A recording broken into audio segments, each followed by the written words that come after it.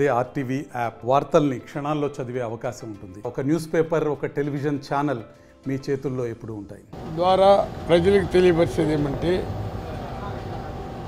జగన్మోహన్ రెడ్డి గారు ముఖ్యమంత్రి ఉన్నప్పుడు విద్య అవసరం అని చెప్పేసి విద్యకి, హెల్త్కి, పేదవాళ్ళ భవిష్యత్తు బాగుపడాలని మంచి మంచి కార్యక్రమాలు తీసుకొని వచ్చారు. ఈరోజు జగన్మోహన్ రెడ్డి పార్టీ దెబ్బతిన్నా ప్రజల్లో మాత్రం ఆయన్ని తిట్టేవాళ్ళు ఎవరు లేరు. మరి ఈ వ్యవస్థని ఏ విధంగా తీసుకొని వచ్చారంటే, ఇప్పుడు ఉండే వ్యవస్థను నేను ఇటువంటి వ్యవస్థను నేను చూడలే. ఫస్ట్ తెలుగుదేశం వచ్చినప్పుడు కూడా నేను సమితి అధ్యక్షుడు ఉన్నా. అప్పుడు పాదిరిగుప్పలో ఓటు వేయలేదని మా ఊరే కాల్చేశారు.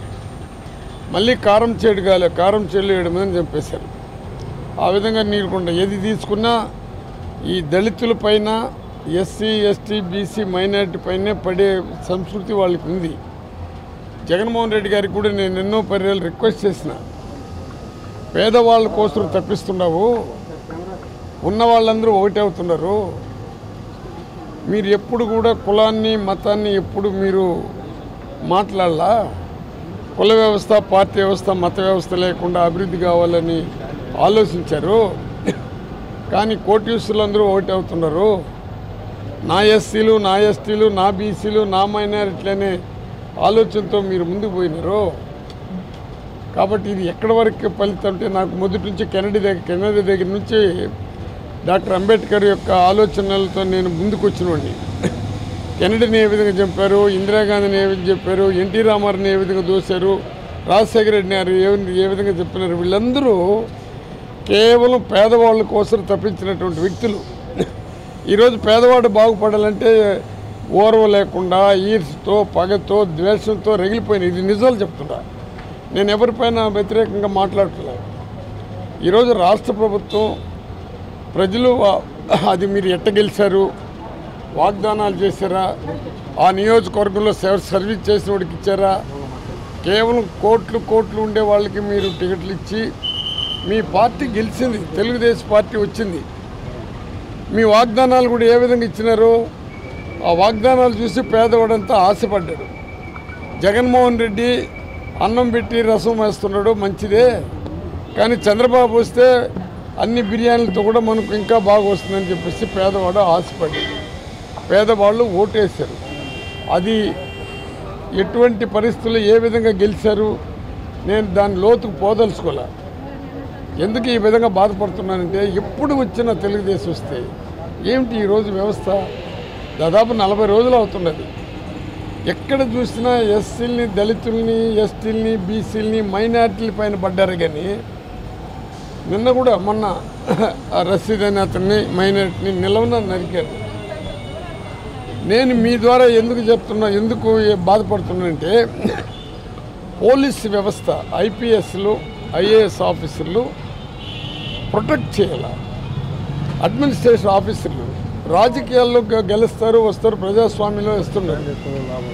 కానీ ఇంత చేసినాక ఒక ఐపీఎస్ ఆఫీసర్లు, ఒక ఐఏఎస్ ఆఫీసర్లు, పోలీసు వ్యవస్థ కూడా ప్రొటెక్ట్ చేయాలి. వాళ్ళ కండ్ల ముందరగానే నిస్సహాయంగా ఏమి చేయలేని పరిస్థితిలో ఈ పోలీసు వ్యవస్థ కూడా ఉంది. ఐఏఎస్ ఆఫీసర్లు కూడా అదేవిధంగా ఉన్నారు. ఈరోజు నేను ఇక్కడ మా నియోజకవర్గానికి బొజ్జారెడ్డిని పాతకుంటాయన, ఆయన్ని మునేంద్ర అనే అబ్బాయి ఈ విధంగా మామూలుగా పోతుంటే నరకటం, చెయ్యి ఒక వేలు అయిపోవటం, తలకాయ దెబ్బ తిరగటం, దానిపైన ఎస్పీ గారికి మాట్లాడితే ఎస్పీ గారు మాత్రం స్పందించి వాళ్ళకి న్యాయం చేస్తామని చెప్పారు. చట్ట ప్రకారం చేస్తున్నారు. నన్ను మీరు అడిగినారు కాబట్టి చెప్తున్నాను. ఎక్కడ తీసుకో, నిన్న ఏం జరిగింది పొంగనూరులో, మనకు రెడ్డప్ప అనే అతను దళితుడు అతను ఒక ఎంపీగా పనిచేశాడు. అక్కడ రాజంపేట ఎంపీగా ఉండే మిథున్ రెడ్డి గారు ఆ నియోజకవర్గంలో మామూలుగా ఈ గలాటాల గందలు అంటే విచారించాలని పోయాడు. నువ్వు దళితుడి ఇంటికి ఆయన ఒక ఎంపీగా పనిచేసిన మన రెడ్డప్ప ఇంటికి పోతే నీకు మన రెడ్డప్ప గారి కారుని కాల్చారు, రెడ్డప్ప గారు వెహికల్ నాశనం కొట్టి శ్మశానంలో ఏ విధంగా చేస్తారో ఆ విధంగా చేశారు. వాడు అల్లుడు కార్లు డ్యామేజ్ చేశారు, మిథున కార్లు డ్యామేజ్ చేశారు. ఇది కక్షలు. ఏంటి ఇది? ఒక దళితుడిగా ఉండి, ఒక ఎంపీగా ఉండి, ఒక ప్రజాప్రతినిధిగా ఉండి అతను కూడా అక్కడికి పోతే ప్రజలు ఎందుకు ఓటు వేసి గెలిపించినట్టు? అందుకే మీ ద్వారా లాస్ట్లో నేను ఒక గట్టిగా చెప్తున్నాను, డాక్టర్ అంబేద్కర్ గారిని ఇప్పుడు బతికుంటే ఎందుకురా ఈ రాజ్యాంగ చట్టాలు తీసుకొని వచ్చినాము, ఎందుకురా ఈ పేదవాడికి మనం ఓటు హక్కు ఇచ్చినాము, ఈ పేదవాడిని ఎందుకు ఈ విధంగా నాశనం చేస్తున్నారు అనేది ఆయన కూడా బాధపడేవాడు. రాజ్యాంగ చట్టాన్ని తూట్లు పడుస్తున్నారు. రాజ్యాంగ చట్టం అనేది పోయింది అంటే పేదవాడికి ఓటు హక్కు ఉండాలి. పేదవాడు ఓటు వేసుకున్నాడు. 40% జగన్మోహన్ రెడ్డికి వేశారు కూడా, అది కూడా పేదవాళ్లే. ఇప్పుడు వాళ్ళని ఈ విధంగా నేను ఇప్పుడు 4 తూర్లు చెప్పిన చంద్రబాబు నాయుడికి రెడ్ బుక్కి నా ఉద్దేశం ఏమంటే ఆయనకి సపోర్ట్ అందరూ రెచ్చగొట్టిన వాళ్ళే. పవన్ కళ్యాణ్ స్పీచ్ చూసినా మా పార్టీ వస్తే ఒక్కరిని కూడా పెట్టను, తాట తీస్తాను ఆయన చెప్పాడు. పాపం ఇప్పుడు ఏదో మాట్లాడేది గమ్మున ఉన్నాడు, సైలెంట్గా ఉన్నాడు. చంద్రబాబు అయితే తను కొట్టండి అన్నాడు. ఇతని పేరు లోకేష్ వచ్చినాడు, నా దగ్గర రెడ్ బుక్ ఉండదు, నేను ప్రతి ఒక్క నియోజకవర్గంలో రెడ్ బుక్ పెట్టుకున్నా మీకు అంతు తెలుస్తాడు. రెడ్ బుక్ని తీసుకొని వచ్చి ప్రజల్ని హింసించేదానికి వచ్చారా, ప్రజలకు ఇచ్చిన వాగ్దానాన్ని నెరవేర్చేదానికి వచ్చినారో ఎవరికి అర్థం కాల. కాబట్టి నేను ఎంతసేపు మాట్లాడినా తెలుగుదేశం గవర్నమెంట్ వస్తే బాధపడేది, దెబ్బలు తినేది, ఆస్తులు పోగొట్టుకునేది పేదవాడే. అందువల్ల ఈ ప్రభుత్వాన్ని గురించి ఏం మాట్లాడినా నాకు తెలిసి వ్యక్తులుగా ఉండేవాళ్ళు ఈ ప్రభుత్వం మంచి ప్రభుత్వం, ఇది ప్రజల కోసం వచ్చిన ప్రభుత్వాన్ని మాత్రం నేను చెప్పలేను. ఇది నా అభిప్రాయం. రాష్ట్రంలో ల్యాండ్ ఆర్డర్ వ్యవస్థ పూర్తిగా దెబ్బతిందని భావిస్తున్నాను. అందుకే ఈ లా అండ్ ఆర్డర్ అనేది మీకు తెలుసు. దీన్ని ఎవరు ప్రొటెక్ట్ చేయాలా? ఒక ముఖ్యమంత్రి వచ్చినప్పుడు ఆయనకి పగ, ద్వేషం, ఈర్ష అనేది ఉండకూడదు. ఆయన ముఖ్యమంత్రి అయినప్పుడు అందరూ కూడా ఆయన బిడ్డల మాదిరిగా భావించాలా. ఈరోజు చిన్న పిల్లకాయలని రేపు చేసి ఆడవాళ్ళని గందరగోళం చేసి రకరకాలైన ఆలోచన వస్తుంటే పోలీసు వ్యవస్థ ఏ విధంగా ఉంది? పోలీసులు కూడా ఏం చేయలేని పరిస్థితిలో పడ్డారు. పోలీసు వ్యవస్థవే వైఫల్యం అయిపోయినాక ప్రొటెక్షన్ ఎక్కడ ఉంటుంది? పెద్ద వాళ్ళ పైన పడితే వేరే వాళ్ళు కూడా మనకు చంద్రగిరి పరిస్థితి ఏమిటి, పొంగునూరు పరిస్థితి ఏమిటి, మన జిల్లాలోనే మా నియోజకవర్గ పరిస్థితి నా ప్రచార రథానే కాల్చారు. ఎప్పుడైనా నా నియోజకవర్గంలో ఎప్పుడైనా కేసు పెట్టున్నా ఎన్నో తూర్లకు వెళ్ళి నేను కూడా డిప్యూటీ సీఎం అయినా ఎక్కడైనా ఒక చిన్న ఇన్సిడెంట్ జరిగిందేమో అడగండి. ఈ విధంగా ప్రతి కాళహస్తి అట్నే జరుగుతున్నది, పొంగునూరు అట్నే జరుగుతుంది, చిత్తూరు అట్నే జరుగుతుంది, కుప్పం అట్నే జరుగుతుంది. ఇంకొక ఇది మీకు లా అండ్ ఆర్డర్ అంటే లా ఉంటే కదా ఆర్డర్ ఉంది, దానికి లా లేదు ఆర్డర్ లేదు. అందుకే మన డాక్టర్ అంబేద్కర్ రాసిన రాజ్యాంగ చట్టానికి తూట్లు పడుస్తున్నారు.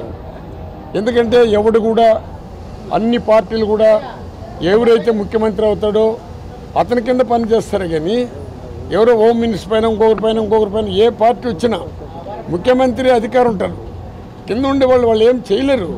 ఒక ముఖ్యమంత్రికి ఉండేవాడికి మనసు రావాలా, ఈ లా అండ్ ఆర్డర్ని కంట్రోల్ చేయాలా. అతను ఇంతవరకు అతను కనీసం నోటి నుంచి మాట కూడా రాలా. అది ఎంతసేపు చూసి నవ్వుకుంటున్నాడు కానీ దీన్ని కంట్రోల్ చేయాలనే భావన ఆయనకి రాలా. ఏపీ స్టేట్లో డెమోక్రసీ అనేది చనిపోయిందన్న కదా. డెమోక్రసీ కూని జరిగిందండి. డెమోక్రసీ అనేది తెలుగుదేశం గవర్నమెంట్ వస్తేనే డెమోక్రసీ కూని అవుతుంది. జగన్మోహన్ రెడ్డి ఏమి చెడ్డ చేశాడు ప్రజలకి? ప్రజలు ఏదో ఆయన మంచి పథకాలు పెట్టినాడు, సంతోషపడినారు. మేము 6 పథకాలు పెట్టి మేము మిమ్మల్ని ఇంకా ముందుకు తీసుకొని వస్తాము. ఇంట్లో ఉండే 3-4 ఉంటే కూడా వాళ్ళకి 15,000 వేస్తాం. చదువుకున్న వాళ్ళకి ఆడవాళ్ళు 18,000 ఉంటే 18 నుంచి 40 ఉంటే 50 సంవత్సరాలు ఉంటే వాళ్ళకి వేస్తాము.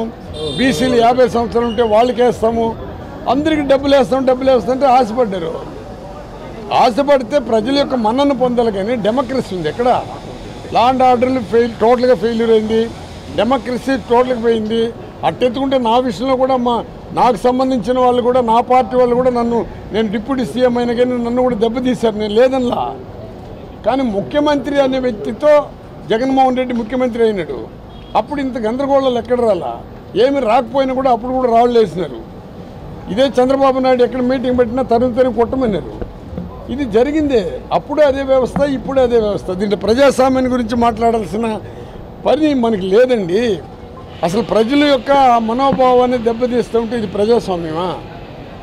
సార్ చివరిగా చెప్పండి, మీ పార్టీ నేత విజయసాయి రెడ్డి ఆరోపణలు ఎదుర్కొంటున్నారు, దాని మీద ఏమంటారు? ఎవరు? విజయసాయి రెడ్డి గారు. ఇప్పుడు విజయసాయి రెడ్డి గారు ఆరోపణలు ఎదుర్కొంటున్నారని కదా.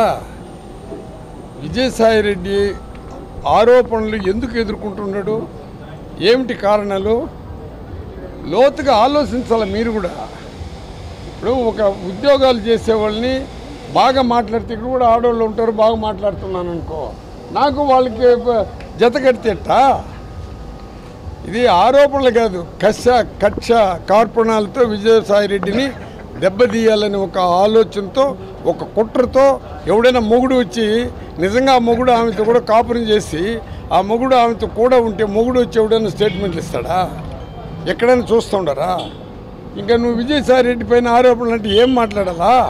ఇంకోటి చెప్పారు సార్, మా పార్టీ నేతనే మమ్మల్ని ఆరోపిస్తారని చెప్పి, ద్రోహం చేశారని చెప్పి ఎవరు? విజయసాయి రెడ్డి చెప్పారు. మా పార్టీ అది ఆయన్ని అడగండి, నన్ను అడిగినారంటే ఒరే నేను ఒకటే చెప్పిన, ఏ ముఖ్యమంత్రి వచ్చినా ఏ పార్టీ వచ్చినా ప్రాంతీయ పార్టీలు వస్తే ముఖ్యమంత్రి యొక్క ఆలోచనతోనే ఆ కేబినెట్ జరుగుతుంది. ముఖ్యమంత్రి నీకు పదవులు ఇచ్చినంత మాత్రాన ఇప్పుడు ఆమెకు హోమ్ మినిస్టర్ ఇచ్చాడు, ఆమె దళిత ఆమె, కానీ దళితులను ఎక్కడ చూసినా కొట్టుతుండరు, నరుకుతుండరు. ఆమె ఏం చేయగలుగుతుంది? ఒక స్టేట్మెంట్ ఇవ్వగలుగుతుంది, అంతేగాని ఏ పార్టీ వచ్చినా నేను ఓపెన్గా చెప్తున్నా, ప్రాంతీయ పార్టీలు ఏది వచ్చినా రాష్ట్రంలో కాదు దేశంలో ప్రాంతీయ పార్టీలు ఏది వచ్చినా ఆ ప్రాంతీయ పార్టీలో ముఖ్యమంత్రి అయినటువంటి వ్యక్తి ఆయన డెసిషన్ బట్టి కేబినెట్ జరుగుతుంది, ఆయన డెసిషన్ బట్టి ఉంటుంది. నేను కూడా డిప్యూటీ సీఎం అయినాను, అయినండి, నేను లేదనలా. కానీ ఒకటి ఆ ముఖ్యమంత్రి గారి యొక్క ఆలోచన ఉండాలా, నా ఎస్సీలు నా ఎస్టీలు నా బీసీలు అని చెప్పేసి తప్పించిన వ్యక్తి ఎవడైనా ఉండంటే జగన్మోహన్ రెడ్డి. మరి ఆ తప్పించేది కాదు, పనులు చేసి పెట్టినాడు. ఈరోజు ఆ జగన్మోహన్ రెడ్డిని ఎట్ట ఆడాలనో ఎట్ట ఆడించాలనో ఆడిస్తున్నాము. నిన్న రషీద్ ఏం చేశాడు? పట్టపగలే చేతులు నరికేస్తే చంపితే పోలీసు వ్యవస్థ అక్కడే ఉండి ఒక ఎస్పీ వచ్చి ఇది కక్ష అంటే పర్సనల్ కక్ష అంటే పర్సనల్గా నీకు నాకు కూడా వ్యతిరేకంగా ఉంటుంది, పర్సనల్గా ఉంటుంది, గొడవలే ఉంటుంది. పబ్లిక్లో వచ్చి నరకుతూ ఉంటే ఎస్పీలు వాళ్ళందరూ చూస్తూ ఉంటారన్నా చెప్పండి. ఎందుకంటే మాకు ఒక డిఎస్పీ వచ్చాడు, నగిరి డిఎస్పీ, ఎమ్మెల్యేను కౌగులించుకుంటే ఆ ఎస్ఐ సిఐ ఏం చేయగలుగుతారు చెప్పండి, మీరే చెప్పండి సార్. పోలీసులు అధికార పార్టీకి తొత్తులుగా మారారా? తెలిసిందే కదా. ఇప్పుడు డిఎస్పీ వచ్చి ఎవరినైనా ఎమ్మెల్యేని కౌగులించుకుని చూసారా? నగిరి డిఎస్పీ కౌగులించుకున్నాడు ఎమ్మెల్యేని. ఇంకోటి చంద్రబాబు ఇచ్చిన క్యాండిడేట్లంతా లోకల్ వాళ్ళు కదా, ఎక్కడెక్కడో డబ్బులు ఉండి బ్రహ్మాండంగా ఉంటే ఒక్కొక్క ఎమ్మెల్యే ఎన్ని కోట్లు ఖర్చు పెడుతున్నాడు, ఎన్నెన్ని రకాలుగా ఉంటారు. వీళ్ళేందని ప్రజాసేవ చేసేది? ఏ పార్టీలు పోయినా కానీ ప్రజలకు సేవ చేయాలనే దృక్పథం ఉండేవాడు డబ్బులు ఇచ్చి ఓటు అడగడు. ఇంకా అట్ట మాట్లాడితే నన్ను ఏదైనా అడుగుతారు, ఇంకెక్కువగా మాట్లాడితే నారాయణ స్వామి మారలేదంటారు. సార్ ప్రధానంగా మన జిల్లాలో శ్రీవారి ఆలయంలో అక్రమాలు జరిగాయని చెప్పి రాష్ట్రం ప్రభుత్వం ఈ అక్రమం అనేది శ్రీవారి యొక్క దేవుని యొక్క అక్రమం జరిగిందంటే భగవంతుడు చాలా గొప్పవాడు, సర్వంత్రామి, భగవంతుడికి రూపులే, భగవంతుడు సర్వంత్రామి. మనం చేసే భయానికి మనం పెట్టుకునే దేవుళ్ళకి మనం దండాలు పెడుతున్నాము. కానీ నన్ను అడిగితే దేవుడు అనేవాడు మానవుడే. ఏ మానవుడు సహాయం చేసినా వాడిని దేవుడిగా చూస్తాము. పవిత్రమైన దేవాలయం మన కొండ, దాంట్లో ఎవడెవడో అక్రమాలు చేసినాడో వాళ్ళని దేవుడు అన్యాయంగా వదలడు. అది ఇప్పుడు కనబడదు. అక్రమం చేసిన వాళ్ళందరూ కొట్టుకొని పోతారు. దానిపైన ఎంక్వైరీ పెడితే దాంట్లో నిజాలు తెలిస్తే మంచిది. ఎవరైనా వద్దన్నారా? చంద్రబాబు నాయుడు పరిపాలించినప్పుడు కూడా అక్కడ మనం కాబట్టి గుళ్ళంతా కొట్టించినారు. కాబట్టి దేవుడు చూస్తూ ఉంటాడు అనుకుంటున్నాడు. ఆయన సర్వంత్రామి, అందరిలో ఉండడు.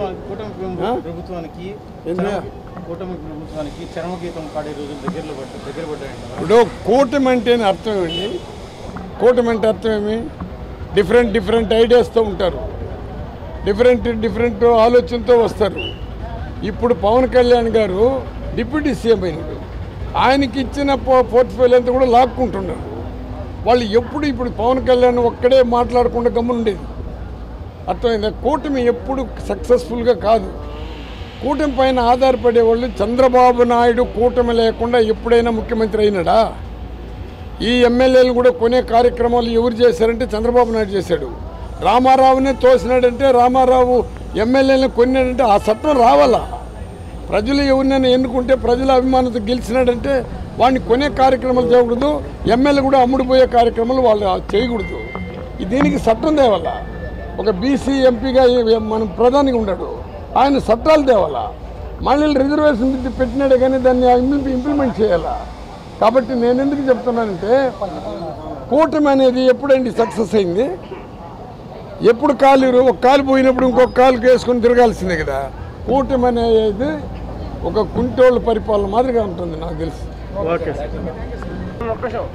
ప్రజల చేత ఎన్నుకోబడినటువంటి ఎమ్మెల్యేలు అమ్ముడుపోకూడదు. ఫస్ట్ ఎప్పుడైతే ప్రజల చేత ఎన్నుకోబడిన ఎమ్మెల్యేలు అమ్ముడుపోతారో ప్రభుత్వాలను తోసే కార్యక్రమాలు చేస్తాము. అది రామారావు గారు అటువంటి మహానుభావుడు యుగ పురుషుడిగా వచ్చి ఆయన గెలిపించిన ఎమ్మెల్యేలే కొనేసి అతను చంద్రబాబు నాయుడు ముఖ్యమంత్రి అయినాడు. అది బాగా జరుగుతూ వస్తూ ఉన్నది. కొనే కార్యక్రమాలే ఎమ్మెల్సీలు కొనేది, ఎమ్మెల్యేలు కొనేది. ఈ ఎమ్మెల్యే అయిన వాళ్ళు క్యారెక్టర్ పెట్టుకొని అమ్ముడుపోకూడదు. వీళ్ళే అమ్ముడుపోతుంటే ప్రజాస్వామ్యం కూని కాకుండా ఏమవుతుంది? పక్క రాష్ట్రం అదే జరుగుతుంది సార్. అన్ని రాష్ట్రాలు దీంట్లో ఒక పార్టీ అని చెప్పను, దయచేసి నన్ను వదిలేయండి.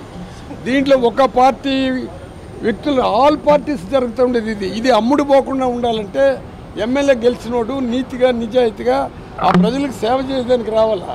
ఇది పోవాలంటే పార్లమెంట్లో చట్టం తేవాలా. మోడీ గారు దీన్ని కట్ చేయాలా.